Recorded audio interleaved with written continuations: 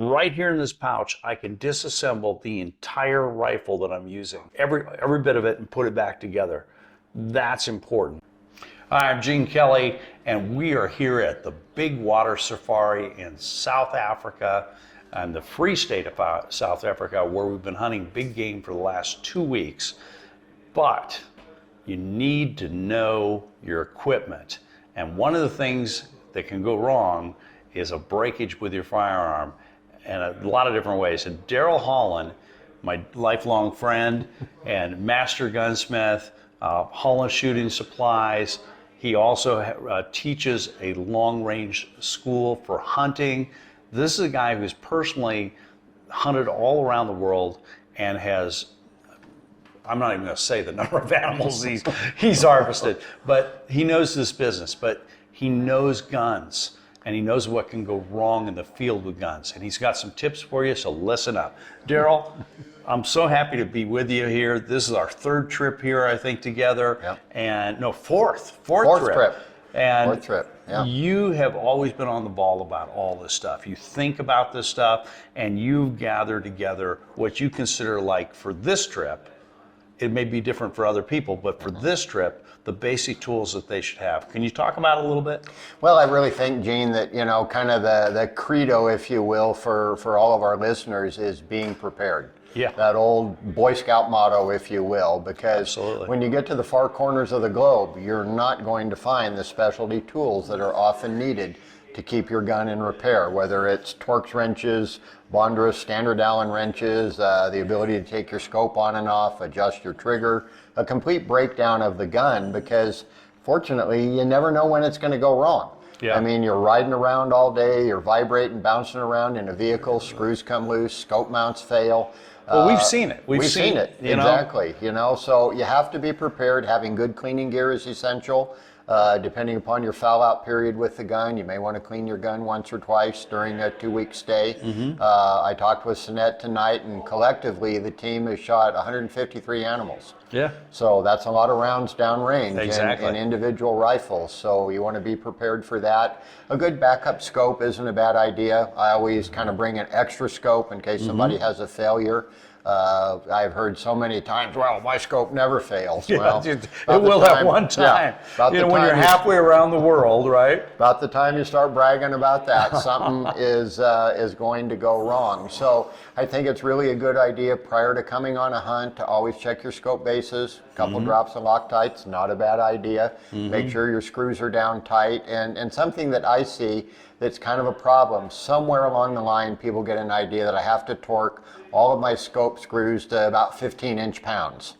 I've seen way too many failures with that. You tighten that screw tight. It's usually a grade 8 screw, and the little, you know, long shanked Torx or Allen wrenches, tighten it down to where that wrench is bending and torquing a little bit, and that's usually pretty good. And I think that that's probably going to come in at somewhere around 25 to maybe 28 inch-pounds if you believe in such a thing. I just go tight, given the screw, the thread pitch, and the type of material that it's going into. Nothing worse than this happened to me personally on a hunt where scope bases went loose. You bet. And all of a sudden I'm like, why can't I hit? Oh, you Yeah. know? So, but thankfully it hasn't happened this time. Our Right. gear's been first rate. However, you put together a toolkit that you always bring with you on a hunt like this. You want to talk I do, about and that? and it's bailed me and just probably a dozen or more individuals out in hunt camp that we do. I've obviously got an assortment of all my different Allen wrenches plus my Torx wrenches, because most of the screws that we see now in scope bases and rings are of a Torx design. Rather than a regular Allen head, they look similar, but they're actually They're different. So I carry a T10, a T15, a T20, and a T25. Say it one more time. I carry a T10, a T15, a T20, and a T25. Right on. And then in my Allen wrench sets, I really like the Bondress Allen wrenches. They've been great, and they come anywhere from 50 thousandths up to 5/32. And that typically will take care of your action screws, all of your trigger adjustments and stuff that you may encounter depending upon the vintage of your rifle and how it was assembled. I always take some extra batteries for my rangefinder. If you're running an illuminated reticle, it's a good idea to have those wafer style batteries as well, because we're probably 80 miles from any town that may, emphasis right. on may, have these types of specialty batteries. Well, and you were talking inch on the Allen wrenches, but sometimes you can run into metric situations. Exactly, and I have a complete set of metrics as well set up aside. I have a little wrench that I make that takes care of all of my scope rings in a 1/2 inch and a 7/16 hex head. That's one of your Holland. Yeah, so a little specialty tool I made years shooter ago. supply. So I am a firm believer in Picatinny rails, Mark IV style rings, because if you do have a failure and I bring a pre-zeroed scope, I can swap it out, I can be back in the game in less than 5 minutes. Wow. Failure to do that, have some oddball mount that requires additional tools or bits and pieces, gonna leave you hung up to dry. Well, let me just put this in context, guys. We are literally halfway around the world. It took us 24 hours of continuous travel to get here. To get here, yeah. Okay, and in addition to that, we've invested a fair amount of money to be here, even though Big Waters is a bargain, don't tell them, but it's a bargain. And you're gonna spend some serious money. For many of you, this is a one-time hunt of a lifetime. And it may not even be in Africa, it might be in Montana or Idaho. Right. But you got that hunt and all of a sudden your equipment fails. So having the gear to put it back in action. One of the things that impressed me is Darrell said one time, he said, right here in this pouch, I can disassemble the entire rifle that I'm using, every bit of it, and put it back together. That's important. And what else, in addition to these items, might you consider bringing? I always carry extra ammunition with me. I carry some lens wipes in case my binoculars and or my scope, get some crud on it or whatever, so I can wipe and clean the lenses. It's very important that you don't grind the dust and stuff that you'll get on your lenses, because it damages the coatings. Right. So be very, very cautious on that. You use a clean microfiber? I usually get, if you go to your optometrist or eyeglass stores, they have the little alcohol wipes that you can get. Oh yeah, the disposable ones. Of those little disposable ones, throw those in your pack, wipe them off, turn them over, That's a good and then call. let it go. And then if you have the microcloth, you can kind of clean from there. Oftentimes I'll just blow all the crud out of the lens to get all the big grungies out, initially, because you don't want to be grinding those in. Good cleaning rod, a brush, some solvents, NIC's compound for my locking lugs, a little bit of lube for the cocking cam. All of those things are important, because out here in the dry conditions, if you feel that bolt handle starting to get hard to lift, that's an indicator that our locking lugs are starting to gall in the lug abutment. Right. And you fail to pay attention to that, you will freeze the bolt up, and then you're in serious trouble. Your hunt is basically over at that stage of the game. Carry plenty of ammunition with you in the field. I always have a little flashlight. I bring some extra AA batteries along, a modest little first aid kit, some triple antibiotic ointment, a Band-Aid or two in the event you get an owie in the field. You don't need to get infection. Out here in the bush as well. I also throw in a multi-tool. Exactly, good idea. Yeah. Because I had one experience out in the field where I needed wire cutters, and boom, I was able to do it with that little gizmo. Yeah, well, we were trying to put the move on those wildebeest, we had to get over a fence there. So yeah, multi-tool's a great thing to do. Just know your gear. If you've got a specialty rifle, specialty mounts or something that does require a screwdriver, a different type of Torx or Allen wrench, make sure it's in your toolkit. And we sell kind of a little shooter's pouch that clips onto your belt. I never go anywhere without it in my pack or attached to my side. Right. You just never know when Murphy's going to show up and go, all right, are you prepared today? Absolutely. A couple other things is ammo. Okay. If you're going to go halfway around the world, make sure you pack the maximum amount of ammo you can, even if you don't even use part of it. We're only going to use less than half of the ammo that we brought, probably only a third.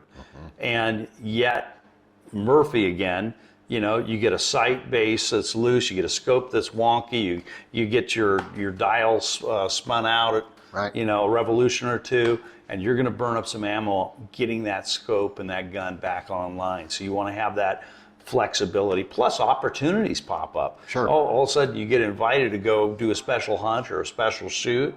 You want to have that ammo available. Well, and another thing, adding on to that though, Gene, is that in rough country, we see a lot of people take a spill with the rifle. Yeah. So when that happens, that often means a trip back to the range to confirm 0. And unless you've been Happened twice on this trip. And unless you've been to the shooting school where we teach you how to zero the rifle in 2 or 3 shots, some guys spending 10, 12, 15 shots. Well, you've used up a lot of ammo now that could have been designated for more animals. Hey, and he mentioned it, but I'm going to pitch it. You need to check out Darrell's long-range shooting schools. It is so different than many of the others because he's really focused on hunters. And he's put together a real special place in Montana. And I'm looking forward to getting up there myself. I've been to his previous shooting schools elsewhere, but this will be really worthwhile. So Darrell, this is great for a hunting trip. Let's just change the scenario a little bit. You are in a survival situation. It could be plane down, so that would be like on a hunting trip. Right. Or it could be balloon has gone up and things have gone really bad. What are the overall arching, what would you pack to make sure you can keep your gun operating? Okay, so in my jetpack, which I take anytime I leave the vehicle, if I'm hunting by myself, I've got knife, I've got a paracord, I've got my fire starter, I've got a razor blade, I've got a little bit of snack food in there so I can go 2 or 3 days without that. Water's a key issue. Yeah. You want to keep track of that. Plenty of ammunition. I always carry my ammo totes with 20 rounds. I think you sell them through AGI or Gun Tech there. And that's a handy thing. And then most importantly, stay out of the fray. Be alert, pay attention to what's going on. If somebody's injured, get them in the shade, get them taken care of, and then figure out, hey, what do I need to do for help? Right. One of my favorite things that I think everybody should listen to is a book tape titled Deep Survival. Oh yeah, I've read the book. It's a phenomenal piece, Scary. And it shows you the importance of mindset. Absolutely. And developing the people that survive versus mentality. that don't. Right. And it is hugely mindset. Yeah. I mean, physical preparation is important, and it gives you tools in the toolbox. Yeah. Well, and another thing too is that don't take chances in the field. We see the adrenaline junkies out there sometimes, and they're taking chances, and they don't really think about, if this goes wrong, I'm in trouble. Yeah. You fall down the mountainside, you step in a chuck hole. I mean, we walked around some places, and I'm sure you have as well on this trip, where you've got a warthog hole that's 12 inches in diameter, and it goes down 3 feet. Yeah. Well, imagine stepping in that, breaking a leg, twisting an ankle. You're 2 or 3 miles from the rig. 100% on that. I was coming up on a animal we had down. We were checking it, and I just was about to step, and I realized there was a hole, a bridge, and a hole. And that would have just collapsed in on me, and I went, whoa! Yeah. Because, in your excitement, all of a sudden you break the leg. Right. And now you're in a whole different game. Whole different game. Exactly. Whole different game. So, anyway, Darrell, thank you for the tips. Well, you're more than welcome. Thank you for the friendship and the trips we've had together. It's been awesome. I'm looking forward to more of the same. It's good to spend time with you and Jacob. He's turned out to be a fine young man. He made some great shots this trip. I'm really proud of him. Right on. So, all right. See you next time.